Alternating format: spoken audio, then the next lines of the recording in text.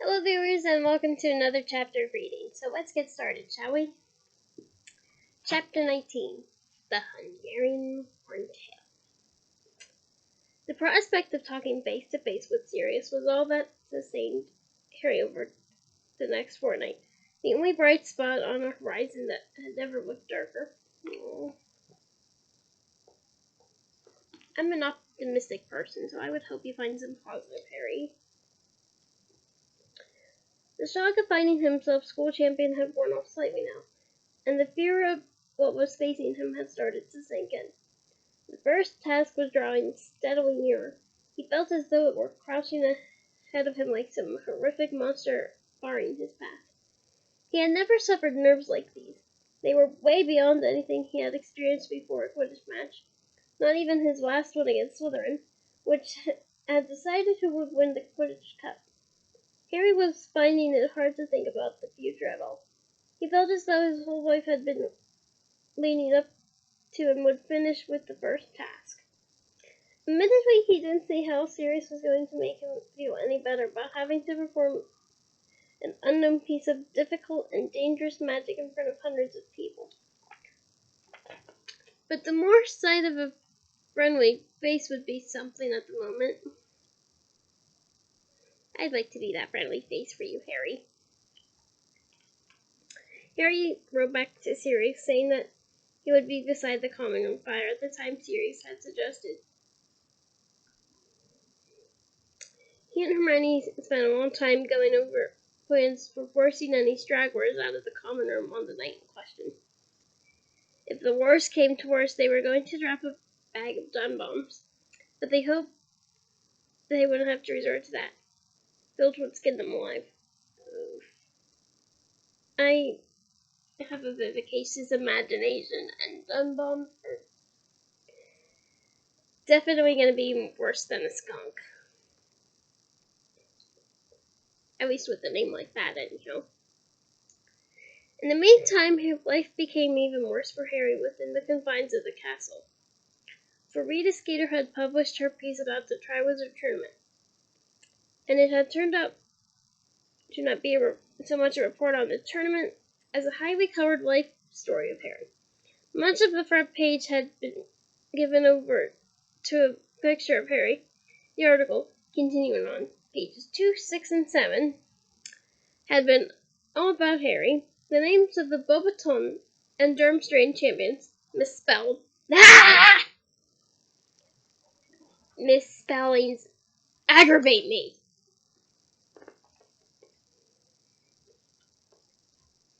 Anyway, had been squashed into the last line of the article, and Cedric hadn't been mentioned at all.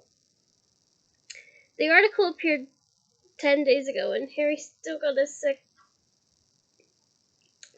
burning feeling of shame in his stomach every time he thought about it.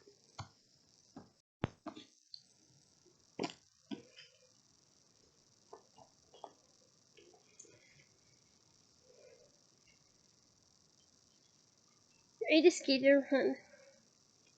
Okay. The article had appeared 10 days ago, and Harry still got a sick, burning feeling of shame in his stomach every time he thought about it. Rita Skeeter had reported him saying an awful lot of things that he couldn't remember ever seeing in his life, let alone in that room cupboard. I suppose I get my strength from my parents. I know they'd be very proud of me if they could see me now. Yes, sometimes I know that I still cry about them. I'm not ashamed to admit it. I know nothing will hurt me during the tournament because they're watching over me. Okay, even if that is a false statement, I'm pretty sure that deep down Harry does feel sentimental about the last statement there, because I personally know what it's like to lose a family member. Several, in fact. But I know they're still keeping watch over me. Namely, my great-grandma Toy. Love you.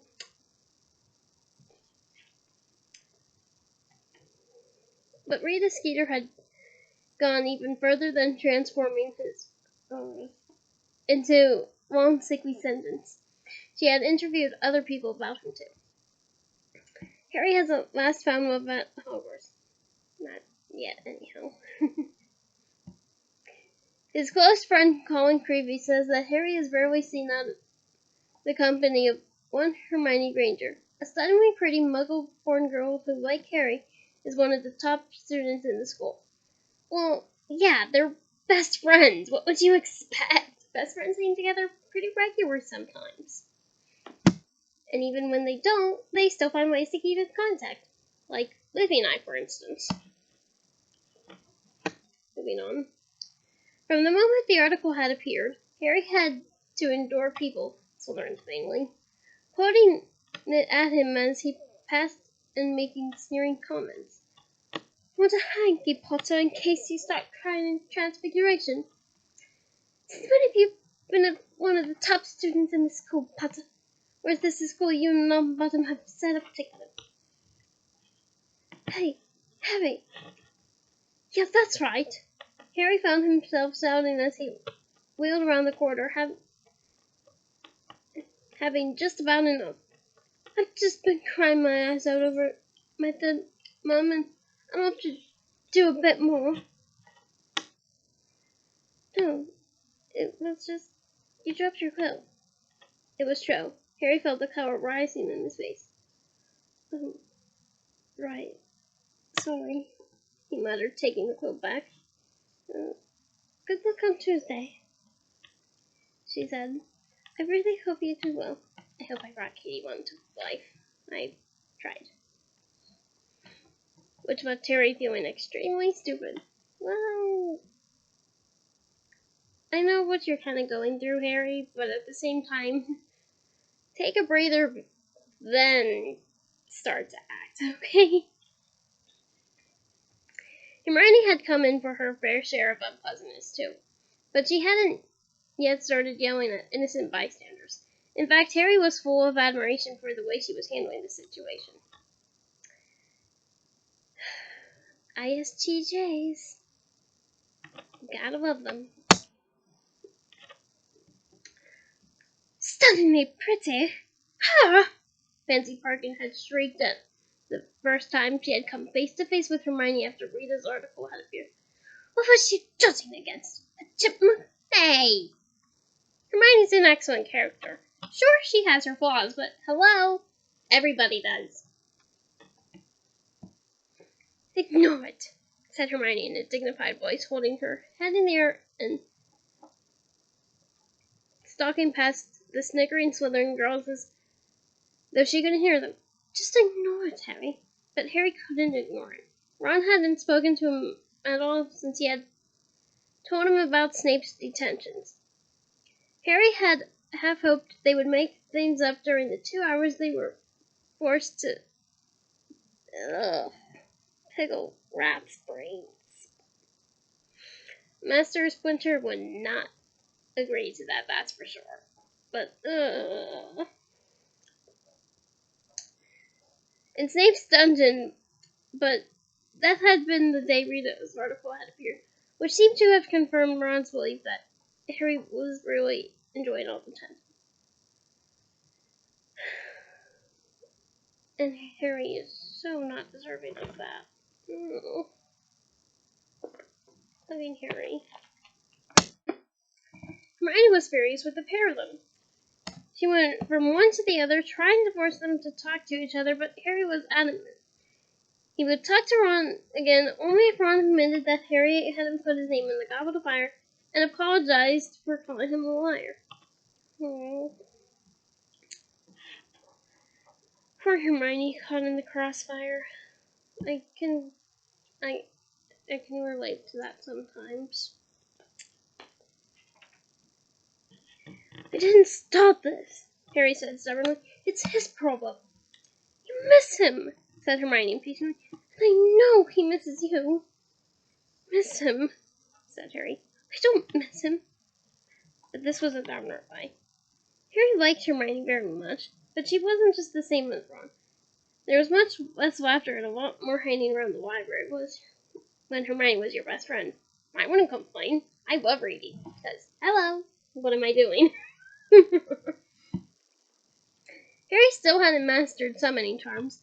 He seemed to have developed something of a block about them, and Hermione insisted that learning the theory would help. They consequently spent a lot of time poring over books during their lunchtime. Victor Crumb was in the library an awful lot too, and Harry wondered what he was up to. Was he studying, or was he looking for things to help him through the first task? Hermione often complained about Crumb being there.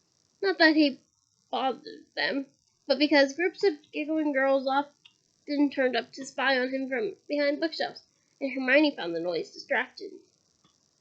I would too, actually. Whenever I'm reading, I like a nice, quiet environment, so I can focus on the reading. Well, as best I can, anyway.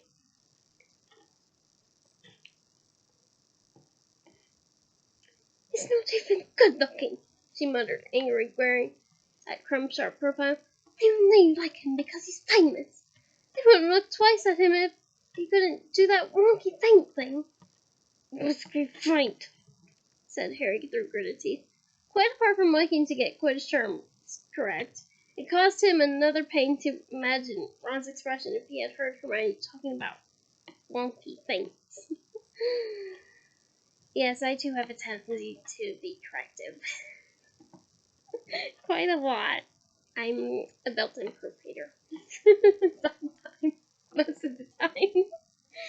So any mispronunciations or any misspellings, I'm just like, I gotta correct it. Anyhow, it's a strange thing, but when you are dreading something and would do anything to slow down time, it has a disawfulling habit of speeding up. I think that's the truth. The days until the first task seemed to slip by as though someone had fixed the clocks to work at double speed. Harry's feeling of barely controlled panic was with him wherever he went, as ever present as the snide comments about the Daily Prophet article.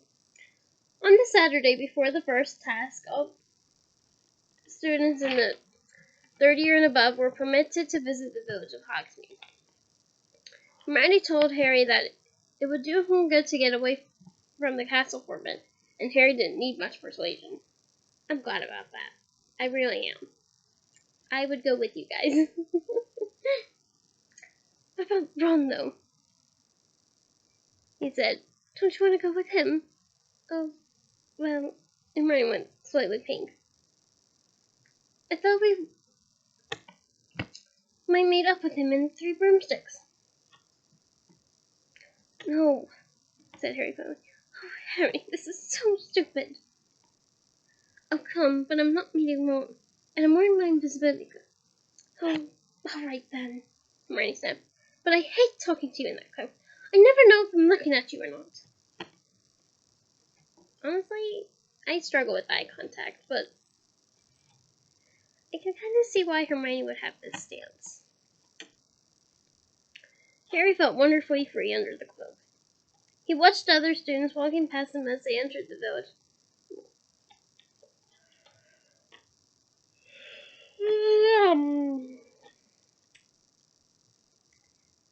Most of them supporting Cedric Diggory badges.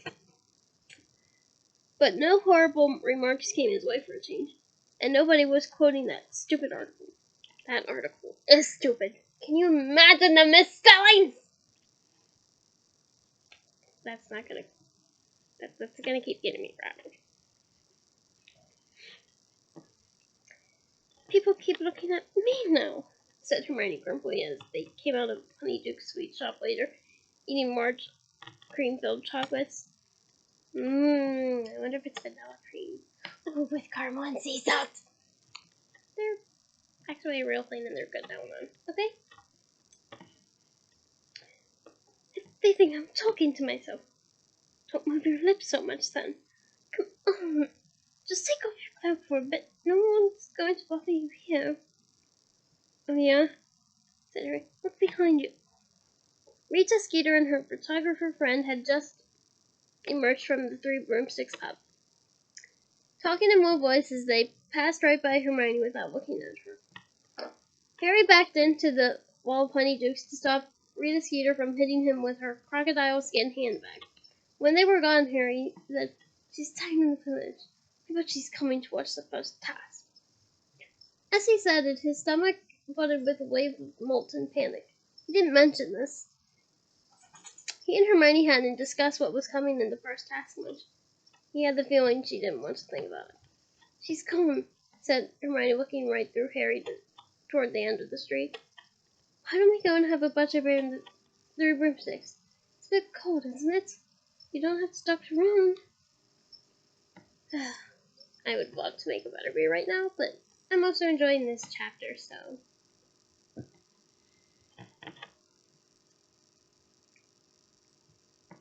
She added irritably, correctly interpreting his silence. 3 broomsticks was packed. Oof. All that crowd. Anxiety. Nope, not me. I wouldn't wait. I would prefer to have it shipped to Hogwarts. What if they actually do that, I wonder? Now that I think about that. Anyhow, mainly with Hogwarts students enjoying their free afternoon, but also with a variety of magical people Harry rarely saw anywhere else. Harry supposed that as Hogsmeade was the only all-wizard village in Britain, it was a bit of a haven for creatures like hags, who were not as adept as wizards at disguising themselves. It was very hard to move through crowds in the invisibility cloak in case you accidentally trod on someone, which tended to lead to awkward questions. Harry edged slowly toward a spare table in the corner while Hermione went to buy the butterbeer. On his way through the pub, Harry spotted Ron, who was sitting with Fred, George, and Lee Jordan. Resisting the urge to give Ron a good hard poke in the back of the head, he finally reached the table and sat down at it. Hermione joined him a moment later and slipped him a butterbeer under his cloak. I look like slut.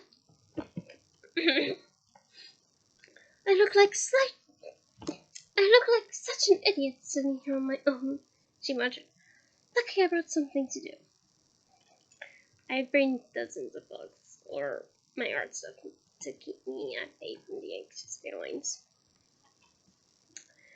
And she pulled out a notebook in which she had been keeping a record of SPEW members. Harry saw his and Ron's names at the top of the very short list.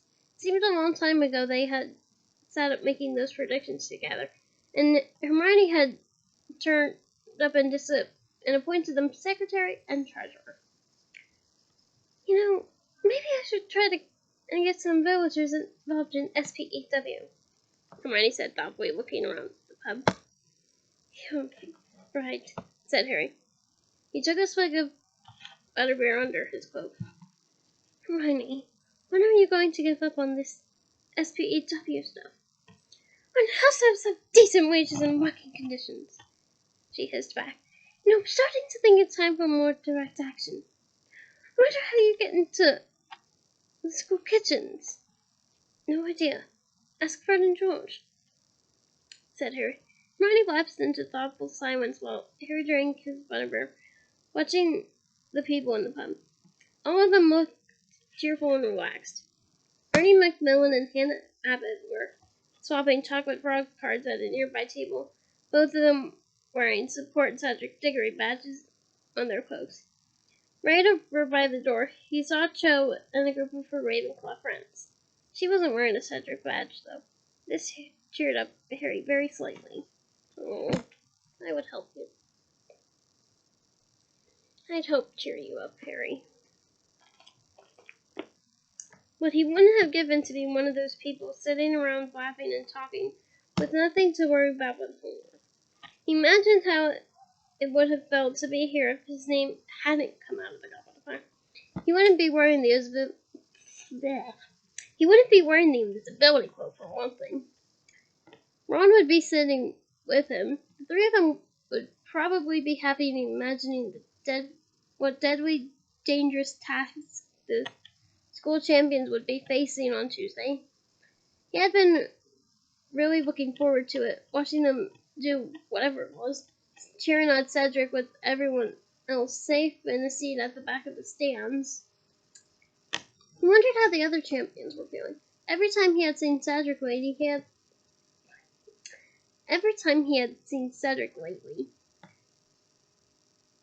he had been surrounded by admirers and looking nervous but excited. Harry glimpsed Fleur Delacour from time to time in the corridors. She looked exactly as she always did, haughty and unruffled, and Crumb just sat in the library, poring over books. Harry thought of Sirius, and the tight, tense knot in his chest seemed to ease slightly. He would be speaking to him in just over 12 hours, for tonight was the night they were meeting at the common room fire, assuming nothing went wrong, as everything else had done lately. "Look, it's Hagrid!" said Hermione. The back of Hagrid's enormous, shaggy head, he had mercifully abandoned his bunches, had emerged over the crowd. Harry wondered why he hadn't spotted him at once, as Hagrid was so large but standing up carefully that he saw Hagrid had been leaning low, talking to Professor Moody. Hagrid had his usual enormous tankard in front of him, but Moody was drinking from his hip flask. Madame Rosmerta, the pretty landlady, didn't seem to think much of this. She was looking askance at Moody as she collected glasses from the tables around them. Perhaps she thought it was an insult to her mulled mead, but Harry knew better.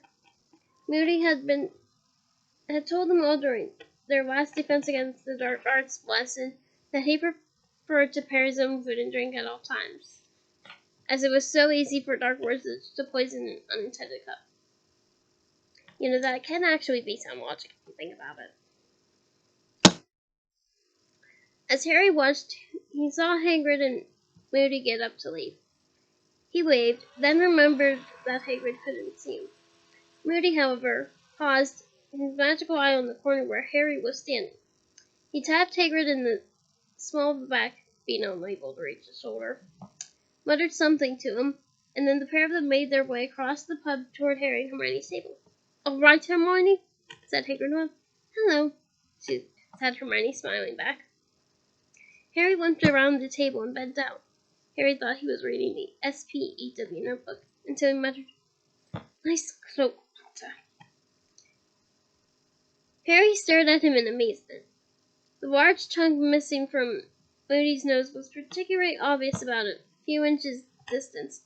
Moody grinned. "Can you? Yeah, I can see through invisibility cloaks," said Moody quietly, "and it's come in useful at times, I can tell you." Hagrid was beaming down at Harry too. Harry knew Hagrid couldn't see him, but Moody had obviously told Hagrid he was there. Hagrid now bent down on the pretext of reading SPEW notebook as well, and said in a whisper so low that only Harry could hear it, "Harry, meet tonight at midnight at me cabin. Wear that cloak." Straightening up, Hagrid said loudly, "Nice to see you, Hermione," winked and departed. Moody followed him. "Why does Hagrid want me to meet him at midnight?" Harry said, very surprised. "Does he?" said Hermione, looking startled. "I wonder what he's up to. I don't know whether you should go, Harry." She looked nervously around and hissed, "It might make you late for Sirius." It was true that going down to Hagrid's at midnight would mean cutting his meeting with Sirius very fine indeed. Hermione suggested sending Hedwig down to Hagrid's to tell him he couldn't go, always assuming she would consent to take the note, of course.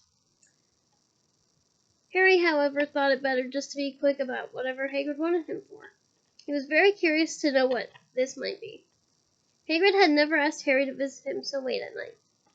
At 11:30 that evening, Harry, who had pretended to go up to bed early, pulled the invisibility cloak back over himself and crept back downstairs through the common room. Quite a few people were still in there. The Creepy Brothers had managed to get a stack of support Cedric Diggory badges and were trying to bewitch them to make them say, "Support Harry Potter," instead. So far, however, all they had managed to do was to get the badges stuck on Potter's stings. Harry crept past them to the portrait hole and waited for a minute or so, keeping an eye on his watch. Then Hermione opened the fat lady form from outside as they had planned. He swept past her with a whispered, "Thanks," and set off through the castle. The grounds were very dark. Harry walked down the lawn toward the lights shining in Hagrid's cabin. The inside of the enormous Beauxbaton carriage was also lit up. Harry could hear Madame Maxime talking inside it as he knocked on Hagrid's front door. "You there, Harry?" Hagrid whispered, opening the door and looking around. "Yeah," said Harry, slipping inside the cabin and pulling the cloak down off his head. "What's up?" "Got something to show you," said Hagrid. There was an air of enormous excitement about Hagrid. He was wearing a flower that resembled an oversized artichoke. Oh, thank you for that image. In his buttonhole. It looked as though he had abandoned the use of axleries, but he certainly had attempted to comb his hair. Harry could see the comb's broken teeth tangled in it. Okay, if you have bushy hair, it would be wise to use a pick. Bit of hair care advice. I mean, I have wavy hair, as you can tell, but my mom has slight curls and she uses a pick, so that's how I know. Moving on. "What are you showing me?" said Harry warily, wondering if this Scrooge had laid eggs, or Hagrid managed to buy another giant three-headed dog off a stranger in a pub. Love the callbacks. "Come with me and keep quiet and keep yourself covered with that cloak," said Hagrid.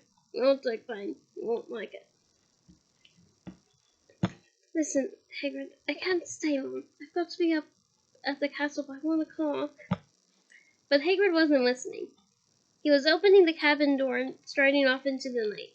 Harry hurried to follow and found, to his great surprise, that Hagrid was leading him to the Beauxbaton carriage. "Hagrid, what?" "Shh," said Hagrid, and he knocked 3 times on the door bearing the crossed golden wand. Madame Maxime opened it. She was wearing a silk shawl wrapped around her massive shoulders. She smiled when she saw Hagrid. "Ah, Hagrid, is it time?"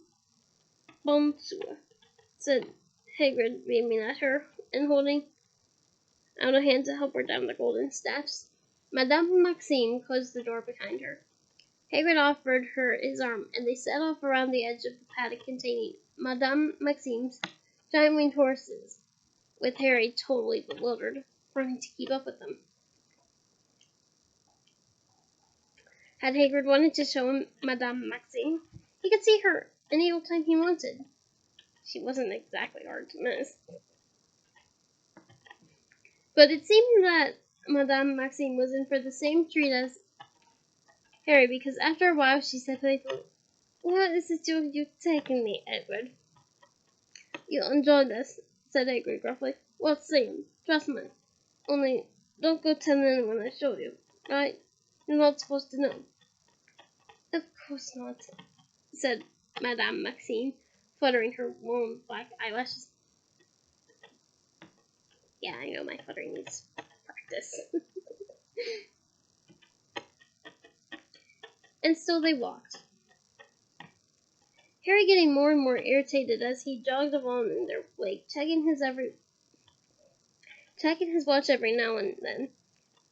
Hagrid had some harebrained scheme in hand which might make him miss Sirius. If they didn't get there soon, he was going to turn around, go straight back to the castle, and leave Hagrid to enjoy his moonlit stroll with Madame Maxime.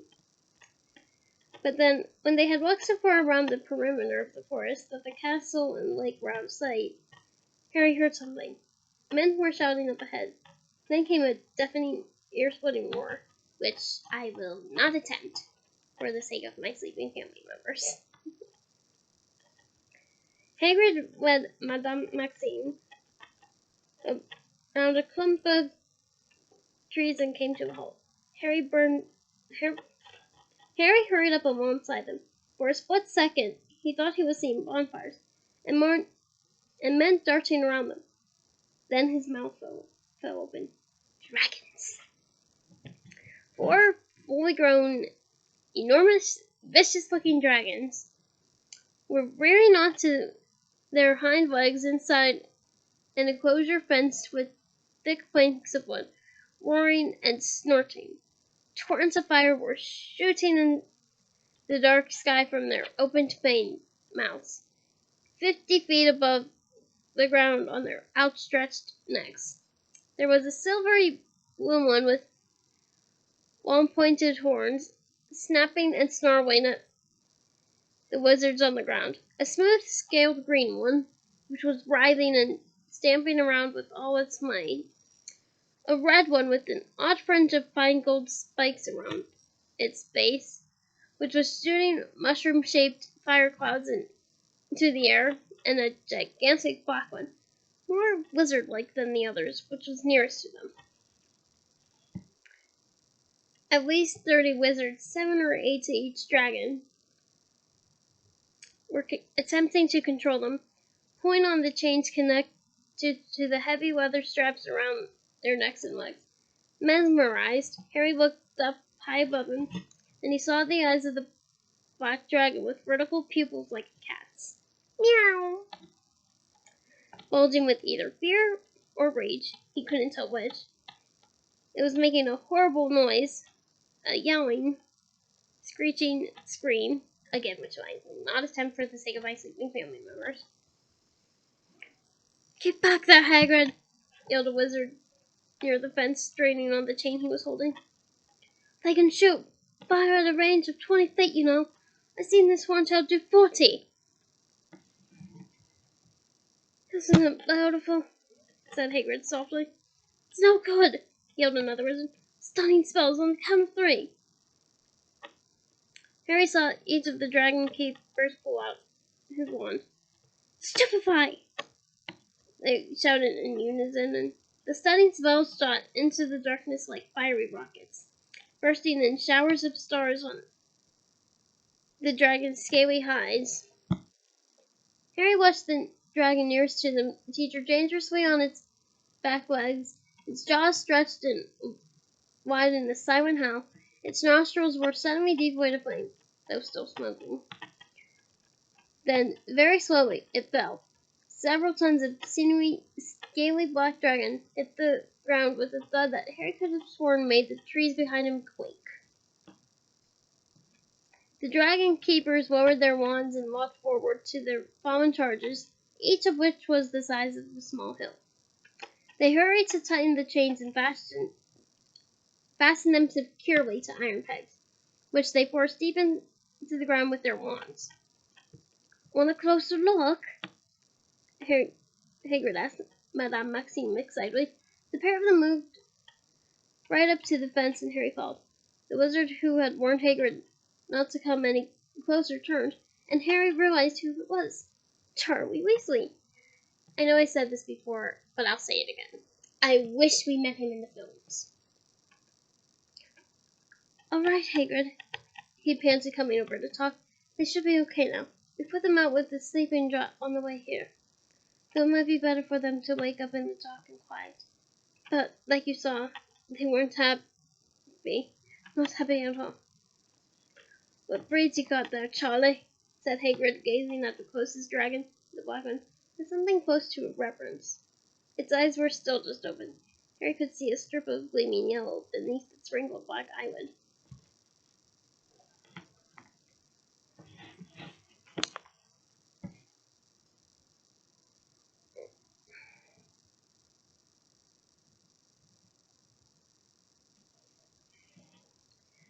"This is a Hungarian horntail," said Charlie. "There's a common lush green over there.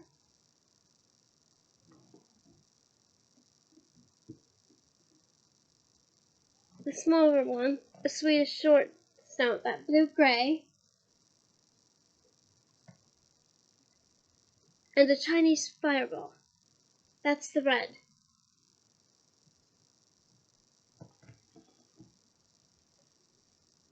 Charlie looked around. Madame Maxime was strolling away around the edge of the enclosure, gazing at the stunned dragons. I didn't know you were bringing her, Hagrid, Charlie said, frowning. The champions aren't supposed to know what's coming. She's bound to tell her student, isn't she? Just thought you'd like to see him, shrugged Hagrid, still gazing enraptured at the dragons. Really romantic date, Hagrid, said Charlie, shaking his head. You would do it too, Charlie. You would do it too. Four, said Hagrid. So it's one for each of the champions, isn't what they've got to do? Fight 'em? Just get past 'em, I think, said Charlie. We'll be on hand if it gets nasty, extinguishing spells at the ready. They wanted nesting mothers. I don't know why. But I'll tell you this. I don't envy the one who gets the horntail. Vicious thing. The back end is as dangerous as the front. Look. Charlie pointed toward the horntail's tail, and Harry saw long bronze-colored spikes protruding along every few inches. 5 of Charlie's fellow keepers staggered up to the horntail at the moment, carrying a clutch of huge granite gray eggs between them and a blanket. Harry placed them carefully at the horntail's side. Hagrid let out a moan of longing. I've got them counted, Hagrid, said Charlie sternly, then said, Cross her. Fine, said Hagrid. He was still gazing at the eggs. Just hope he's still fine after he's faced this lot, said Charlie grimly, looking out over the dragon's enclosure. I didn't dare tell Mum what he's got to do for the first task. She's already having knitting kittens about him. Charlie imitated his mother's anxious voice, and I will do so too. How could they let him enter the tournament? He's too much young. I thought they were all safe. I thought there was going to be an age limit. She was in floods after that Daily Prophet article about him. He still cries about his parents. Oh, bless him, I never knew. Harry had enough. Trusting to the fact that Hagrid wouldn't miss him, with the attractions of the four dragons and Madame Maxime to occupy him, he turned silently and began to walk away, back to the castle. He didn't know whether he was glad he'd seen what was coming or not. Perhaps this way was better. The first shock was over now. Maybe if he'd seen the dragons for the first time on Tuesday, he would have passed out cold in front of the whole school. But maybe he would anyway. He was going to be armed with his wand, which just now felt like nothing more than a narrow strip of wood. Better not say that to Ollivander. Which just... oh yeah, I forgot that. Against a 50-foot high, scaly, spike-ridden, fire-breathing dragon. And he had to get past it, with everyone watching. How? Harry sped up, skirting the edge of the forest. He had just under 15 minutes to get back to the fireside and talk to Sirius, and he couldn't remember ever wanting to talk to someone more than he did right now, when without warning he ran into something very solid. Harry fell backward, his glasses askew, clutching the cloak around him. A voice nearby said, Ouch! Who's that? Harry hastily checked that the cloak was covering him and lay very still, staring up at the dark outline of the lizard he had hit. He recognized the goatee. It was Karkaroff. Who's that? Karkaroff said again, very suspiciously, and looking around in the darkness. Harry remained still and silent. After a minute or so, Karkaroff seemed to decide that he had hit some sort of animal, looking around at waist height, as though expecting to see a dog. Then he crept back under the cover of the trees and starting to edge forward toward the place where the dragons were. Very slowly and very carefully, Harry got to his feet and set off again as fast as he could without making too much noise, hurrying through the darkness back toward Hogwarts. He had no doubt whatever Karkaroff was up to. He had sneaked off his ship to try to find out what the first task was going to be. He might have even spotted Hagrid and Madame Maxime heading off around the forest together. They were hardly difficult to spot at distance. And now all Karkaroff had to do was follow the sound of voices, and he, like Madame Maxime, would know what was in store for the champions. By the looks of it, the only champion who would be facing the unknown on Tuesday was Cedric. Harry reached the castle, slipped in through the front doors, and began to climb the marble stairs. He was very out of breath, but he didn't dare slow down. He had less than 5 minutes to get up to the fire. Dash! He gasped at the fat lady who was snoozing in her frame in front of the portal. If you say so, she muttered sleepily without opening her eyes, and the picture swam forward to admit him. Harry climbed inside. The common room was deserted, and judging by the fact that it smelled quite normal, Hermione didn't need to set off any dun bombs to ensure that he and Sirius got privacy. That sounds so pleasant. A deserted common room. Harry pulled off the invisibility cloak and threw himself into an armchair in front of the fire. The room was in semi-darkness. The flames were the only source of light. Ooh, that even sounds more tempting to be relaxing. Nearby on a table, the support Cedric Diggory badges the Creevies had been trying to were glinting in the firelight. They now read, Potter, read these things. Harry looked back into the flames and jumped. Sirius's head was sitting in the fire. If Harry hadn't seen Mr. Diggory do exactly this back in the Weasley's kitchen, it would have scared him out of his wits. Instead, his face breaking into the first smile he had worn for days, he had scrambled out of his chair, crouched down by the hearth, and said, Sirius, how are you doing? Sirius looked different from Harry's memory of him. When they had said goodbye, Sirius's face had been gaunt and sunken, surrounded by a quantity of long, black, matted hair. But the hair was short and clean now. Sirius's face was fuller, and he looked younger, much more like the only photograph Harry had of him, which had been taken at the Potter's wedding. Never mind me. How are you? Said Sirius seriously. Oh, that's funny. That's a good J.K. Rowling. That's good. For a second, Harry tried to say fine, but he couldn't do it. Before he could stop himself, he was talking more than he talked in days, about how no one believed he hadn't entered the tournament of his own free will. I would, Harry. Hug. How Rita Skeeter had lied about him in the Daily Prophet, and all those misspellings.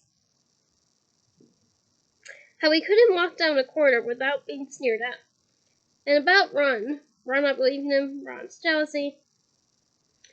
And how Hagrid's just told me what's coming in the first task. Miss Dragon's Sirius. And look, Connor, he finished desperately. Sirius looked at him, eyes full of concern, eyes that had not yet lost the look that Azkaban had given them. That dead and haunted look. He had let Harry talk himself into silence without interruption. But now he said, Dragons we can deal with, Harry. But we'll get to that in a minute. I haven't got Mom here. I could be broke. Oh, Sirius, we love your rebellion. I've broken into a wizarding house to use the fire, but they could be back at any time. There are things I need to warn you about. What? Said Harry, feeling his spirits slip further a few notches. Surely there could be nothing worse than dragons coming? Cliche a bit. Each time someone says that, chances are things are gonna get worse. Karkaroff, said Sirius. Harry, he was a Death Eater. You know what Death Eaters are, don't you? Yes, he what? He was caught. He was in Azkaban with me, but he got released. I bet everything that's why Dumbledore wanted an aura at Hogwarts this year, to keep an eye on him. Moody caught Karkaroff, put him into prison in the first place. Karkaroff got released.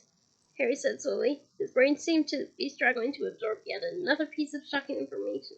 Why did they release him? He did a deal with the Ministry of Magic, said Sirius bitterly.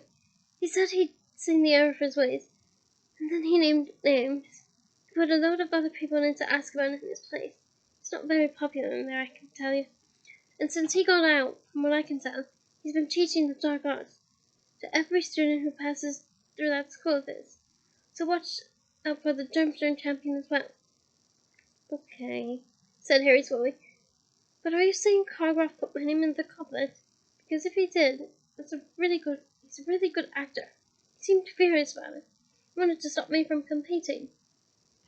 We know he's a good actor, said Sirius, because he convinced the Ministry of Magic to set him free, didn't he? Now we've been keeping an eye on the Daily Prophet, Harry. Even the rest of the world, said Harry bitterly, and reading between the lines of that Skeeter woman's article last month. Moody was attacked the night before he started Hogwarts. Yes, I know she says it was another false alarm, Sirius said, hastily seeing Harry about to speak, but I don't think so somehow. I think someone tried to stop him from getting to Hogwarts. I think someone knew their job would be a lot more difficult with him around. And no one's going to look into it too closely. Mad Eye's heard intruders a bit too often. But that doesn't mean he can still spot the real thing. Moody was the best door the Ministry ever had. So, what are you saying? Said Harry slowly. Cargroth's trying to kill me. But why? Sirius hesitated. I've been hearing some very strange things, he said slowly. The Death Eaters seem to be a bit more active than usual lately. They showed themselves at the Quidditch World Cup, didn't they? Someone set off the Dark Moon. And then, did you hear about that Ministry of Magic who's gone missing? Bertha Jorkins? Said Harry. Exactly. She disappeared in Albania, and that's definitely where Voldemort was rumored to be last. And she wouldn't have known the Triwizard Tournament was coming up, wouldn't she? Yeah, but it's not very likely she had walked straight into Voldemort, is it? Said Harry.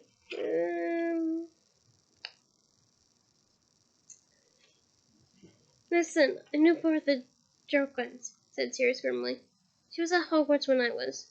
A few years above your dad and I. And she was an idiot. Very nosy, but no brains. None at all. It's not a good combination, Harry. I'd say she'd be very easy to lure into a trap. So, Voldemort could have found out about the tournament, said Harry. Is that what you mean? You think Cargroth might be here on his orders? I don't know, said Sirius slowly. I just don't know. Cargroth doesn't strike me as the type to go back to Voldemort unless he knew Voldemort was powerful enough to protect him. But whoever put your name in that goblet did it for a reason, and I can't help thinking the tournament would be a very good way to attack you and make it look like an accident. Looks like a pretty good plan from where I'm standing, said Harry, grinning bleakly.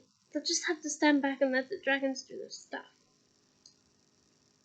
Right, these dragons, said Sirius, speaking very quickly now.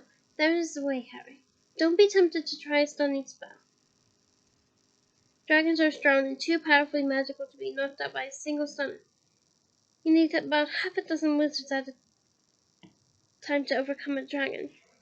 Yeah, I know. I just saw, said Harry. But you can do it alone. There is a way, and a simple spell is all you need. Just, said Sirius. But Harry held up a wand to silence him, his heart suddenly pounding as though it would burst. He could hear footsteps coming down the spiral staircase behind him. Go, he hissed at Sirius. Go, there's someone coming. Harry scrambled to his feet, hiding the fire. If someone saw Sirius's face within the walls of Hogwarts, they would raise an almighty war. The Ministry would get dragged in. He, Harry, would be questioned about Sirius's whereabouts. Harry heard a tiny pop in the fire behind him and knew Sirius had gone. He watched the bottom of the spiral staircase. Who had decided to go for a stroll at 1 o'clock in the morning and stopped Sirius from telling him how to get past the dragon? It was Ron. dressed in his maroon paisley pajamas.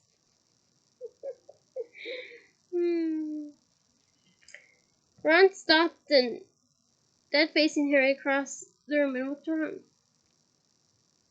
"Who are you talking to?" he said. "What's that got to do with you?" Harry snarled. "What are you doing down here at this time of night?" "I just wondered where you..." Ron broke off, shrugging. "Nothing. I'm going back to bed." "Just let you come nosing round, did you?" Harry shouted. He knew that Ron had no idea what he'd walk in on. Knew he hadn't done it on purpose, but he didn't care. At this moment he hated everything about Ron, right down to the several inches of bare ankle showing beneath his pajama trousers.